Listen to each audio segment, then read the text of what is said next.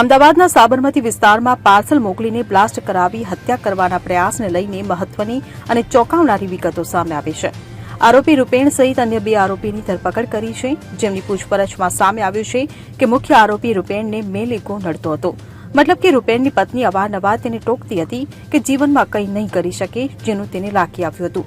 આ ઉપરાંત જેને ત્યાં પાર્સલ મોકલી બ્લાસ્ટ કરાવ્યો તે બળદેવ સુખડિયા અને રૂપેણની પત્નીના નજીકના સંબંધો હતા. સૌથી મોટી વાત તો એ છે કે માત્ર બળદેવ નહીં પરંતુ તેની પત્ની એટલે કે હેતલની સાથે હેતલના ભાઈને પણ બોમ્બ થકી ઉડાવી દેવાનો પ્લાન હતો, જે માટે પણ પાર્સલ બોમ્બ તૈયાર કરી લીધા હતા. રૂપેણની પત્ની હેતલ અને બળદેવભાઈ વચ્ચે અવારનવાર ફોન પર વાતચીત થતી રહેતી હતી. રૂપેણની પત્ની અને ફરિયાદી બળદેવ સુખડિયાના નજીકના સંબંધોથી આરોપી રૂપેણ નારાજ હતો, જેથી માર્ચ મહિનાથી બંને વચ્ચે ખટરાક ચાલી રહ્યો હતો. આરોપી રૂપેણની પત્ની અવારનવાર ટોકતી અને બીજી તરફ બળદેવ અને પત્ની હેતલ વચ્ચે નજીકના સંબંધોની ખુન્નસ રાખી હત્યાનો પ્લાન બનાવ્યો હતો. Bureau report CN24 news. હવે જુઓ દેશ દુનિયાની તમામ ખબરો તમારી આંગળીના ટેરવે.